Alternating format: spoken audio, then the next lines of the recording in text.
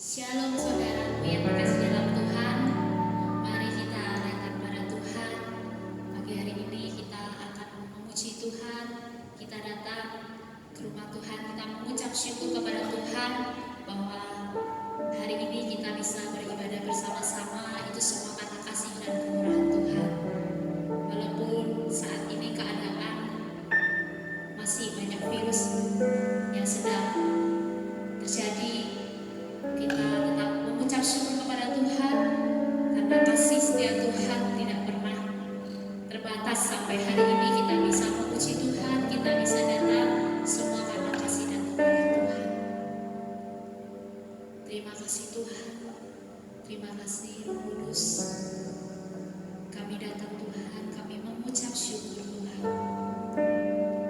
bahwasanya Tuhan kasih setia-Mu Tuhan tak pernah terbatas Tuhan. Terima kasih Tuhan Yesus. Kami mau memuliakan Engkau Tuhan, kami mau memuji, kami mengucap syukur Tuhan buat kasih-Mu Tuhan. Terima kasih Bapa. Hari ini Tuhan kami mau memuji-Mu Tuhan, kami mau bersorak untuk Engkau. Terima kasih Tuhan Yesus. Terima kasih Bapa. Di dalam nama-Mu Bapa kami berdoa dan mengucap syukur. Haleluya. Amin. Mari saudara kita angkat satu pujian, kita memuji Tuhan bersama-sama. Bagaikan Raja Wali.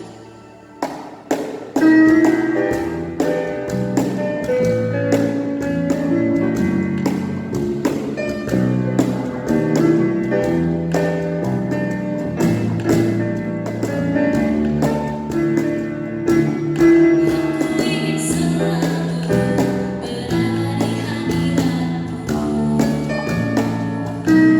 Aku ingin selalu berlindung dalam naungan-Mu. Di bawah kepak sayap-Mu, Kau bawaku tenang tinggi. Berikan langit biru bagaikan Raja Wali. Bagai Raja Wali, melintasi gunung tinggi. Bagai Raja Wali, melintasi badai biru. Di bawah kepak sayap-Mu, Kau bawaku tenang tinggi. Melintasi langit biru bagaikan Raja Wali. Aku ingin selalu berada di hadirat-Mu. Aku ingin selalu berlindung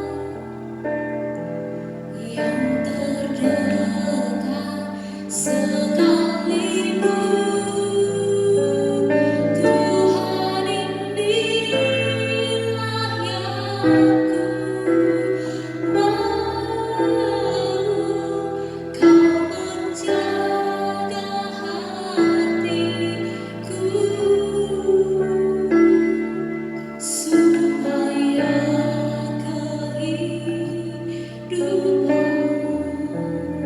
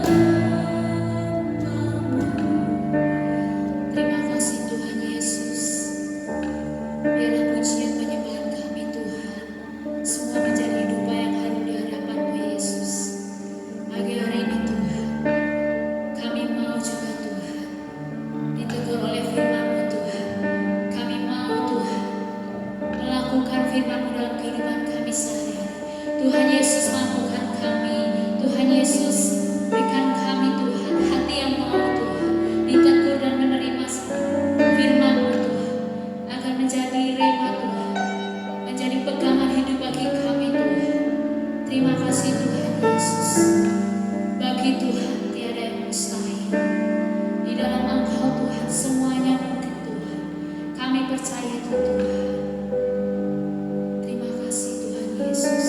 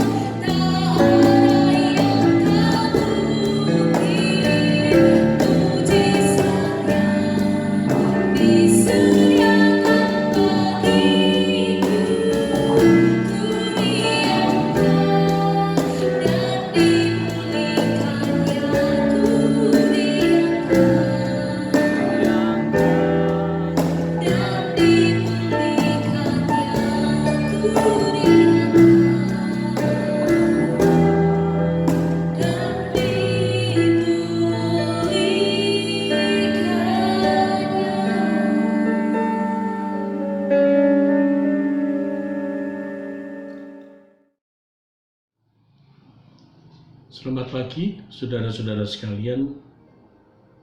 Kembali kita bersyukur kepada Tuhan pada pagi hari ini karena bisa bertatap muka walaupun secara online. Semua ini oleh karena anugerah daripada Tuhan yang masih Tuhan berikan kepada kita sekalian sebagai umat-Nya yang percaya kepadanya. Hari ini Minggu tanggal 10 Mei 2020. Saya akan menyampaikan firman Tuhan kepada saudara-saudara sekalian, secara khusus Jemaat GKP Roti Hidup dan Jemaat GKP Pondok Daun, terambil dari kitab Injil Matius pasal 14 mulai ayat 22 yang berkata demikian. Sesudah itu Yesus segera memerintahkan murid-muridnya naik ke perahu dan mendahuluinya ke seberang. Sementara itu ia menyuruh orang banyak pulang. Dan setelah orang banyak itu disuruhnya pulang, Yesus naik ke atas bukit untuk berdoa seorang diri.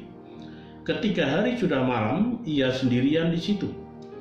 Perahu murid-muridnya sudah beberapa mil jauhnya dari pantai dan diombang-ambingkan gelombang karena angin sakal. Kira-kira jam 3 malam datanglah Yesus kepada mereka berjalan di atas air. Ketika murid-muridnya melihat dia berjalan di atas air, mereka terkejut dan berseru, "Itu hantu!"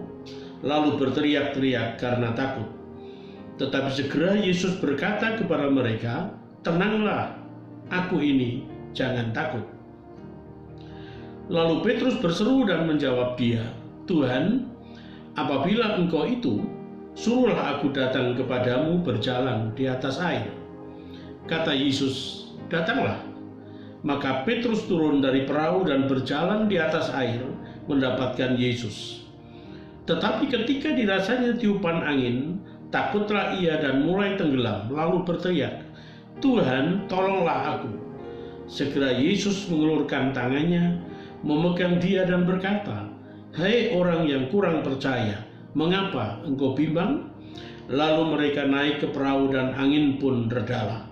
Dan orang-orang yang ada di perahu menyembah dia, katanya, "Sesungguhnya engkau anak Allah." Saudara-saudara sekalian yang kekasih di dalam Tuhan Yesus Kristus, setelah Tuhan memberi makan 5.000 orang dengan 2 roti dan dengan 5 roti dan 2 ikan, Yesus memerintahkan murid-muridnya untuk menyeberang, sedangkan ia sendiri mengambil waktu untuk berdoa seorang diri. Sementara itu di tengah pelayaran, perahu murid-murid diombang-ambingkan oleh angin sakal. Angin sakal adalah angin ribut yang datang secara tiba-tiba tanpa gejala awal, dan jelas hal ini sangat mengancam keselamatan. Di saat-saat seperti itulah Yesus muncul dan menolong mereka dengan berjalan di atas air. Murid-murid adalah orang-orang yang berada dalam kesulitan, dan Yesus muncul sebagai penolong. Di dalam hidup ini, saudara-saudara sekalian, kadang kita juga mengalami goncangan-goncangan angin sakal persoalan. Pergumulan yang hampir membuat hidup ini tenggelam, rumah tangga hancur, studi kita berantakan, masa depan kita kacau balau, dan lain sebagainya. Pandemi COVID-19 masih menjadi salah satu angin sakal yang mungkin tak bergejala, mengancam hidup dan ketentraman hidup insan di bumi ini, khususnya kita di Indonesia. Betapa tidak, saudara-saudara sekalian, konon virus yang menyerang seseorang ditengarai dengan gejala yang jelas: suhu badan tinggi, batuk-batuk, dahak, sakit pada tenggorokan, lemas, dan tidak punya nafsu makan. Tetapi saat ini banyak orang yang tidak bergejala ternyata positif COVID-19. Di saat seseorang dinyatakan positif COVID-19, dunia rasanya gelap, langit bak runtuh, semua mata menatap tajam penuh kebencian dan ketakutan tertular. Orang terdekat sekalipun itu, dan kematian ada di depan mata dengan bayangan-bayangan penuh kengerian. Rumah sakit mana yang mau terima? Dokter siapa sanggup menolong? Perawat mana dengan keramahan siap melayani? Obat apa yang dapat diberikan? Bahkan kuburan mana siap menerima jasadnya kelak, yang tanpa pendeta atau ulama mengawal doa. Namun ingatlah bahwa saat-saat seperti itulah Yesus akan hadir sebagai penolong, asal kita mau bergantung kepadanya. Yesus adalah penolong. Yesus is the helper.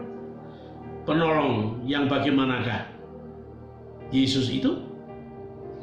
Yesus adalah penolong yang tahu persis persoalan saudara, persoalan saya, persoalan kita, persoalan manusia.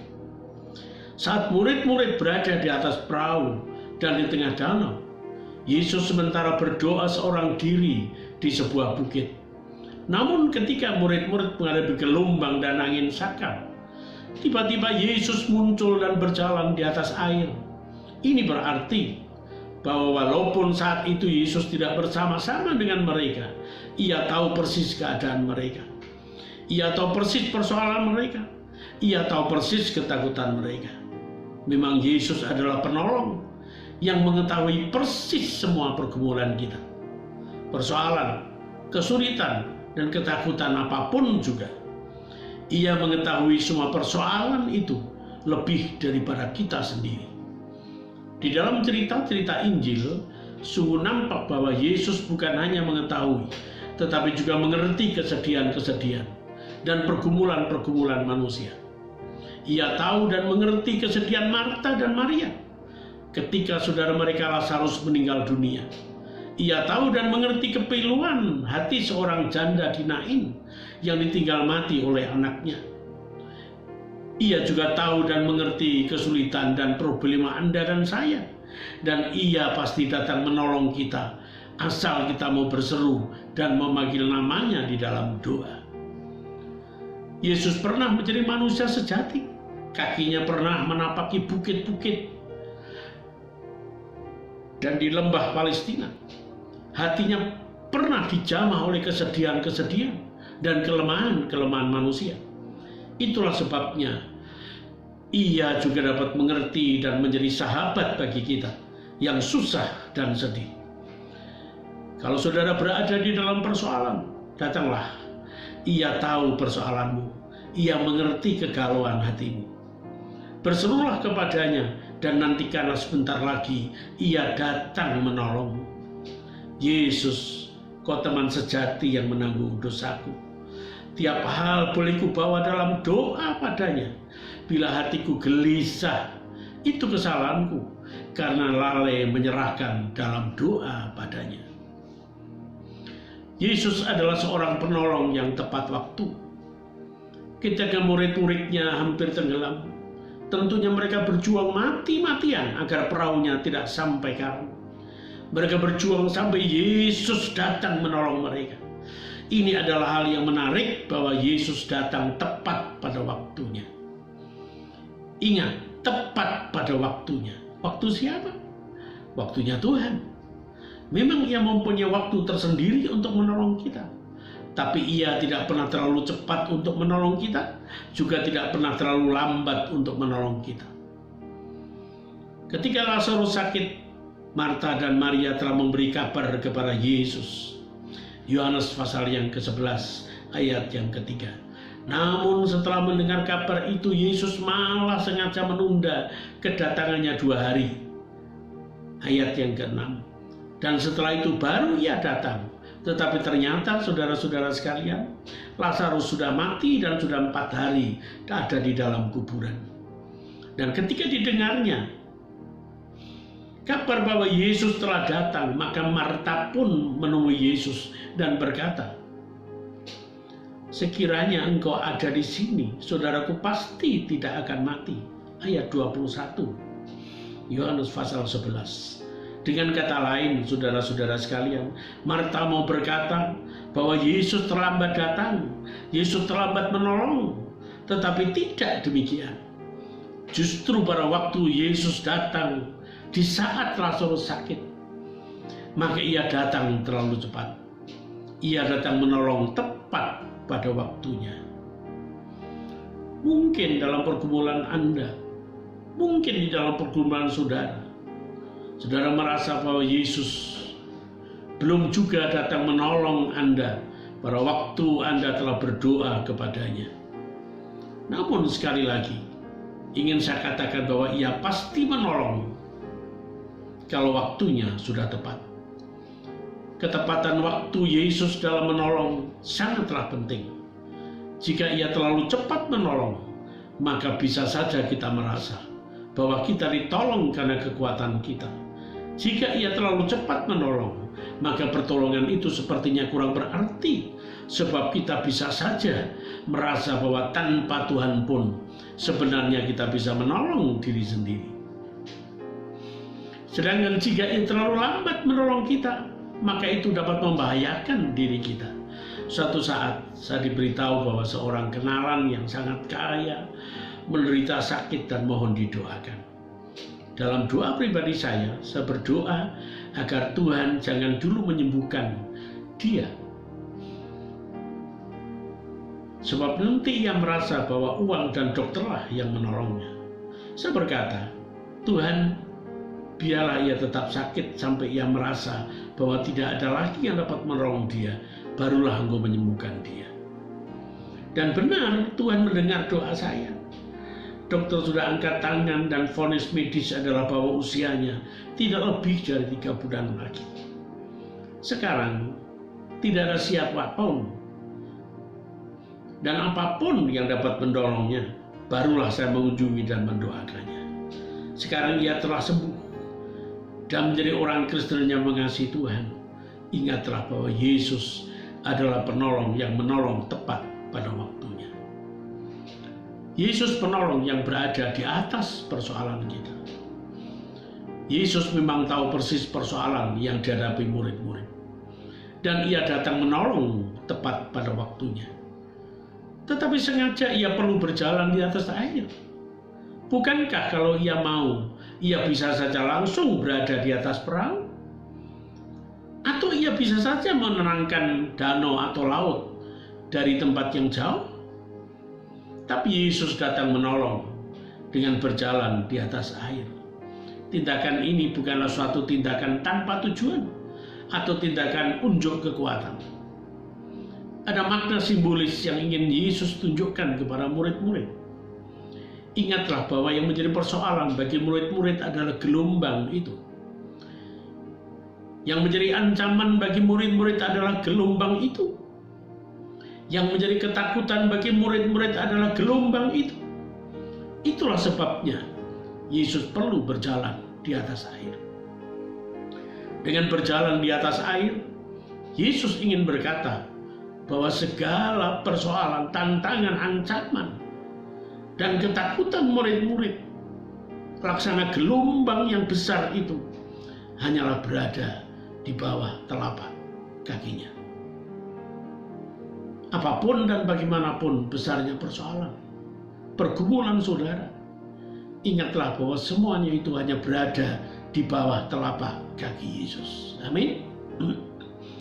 Karena itu kunci untuk menang dalam menghadapi persoalan hidup adalah memandang pada Yesus dan bukan pada persoalan. Kalau kita memandang persoalan, maka persoalan itu kelihatan sangat besar. Tapi kalau kita memandang Yesus, maka persoalan itu akan kelihatan sangat kecil. Mengapa ada orang stres dan frustrasi, bahkan sampai gila, hanya karena putus asa? Karena orang yang dilihat adalah masalah, dan bukan Kristus yang berada di atas masalah itu. Ketahanan kita terhadap masalah bergantung pada kemana mata kita diarahkan. Sekali lagi, saya katakan persoalan hanya berada di bawah telapak kaki Yesus. Sungguh, ia akan menolong dan ia adalah penolong yang luar biasa. Datanglah dan dapatkanlah kelepasan dan pertolongannya dalam pergumulan dan kesedihan saudara. Amin. Tuhan memberkati kita. Mari kita berdoa.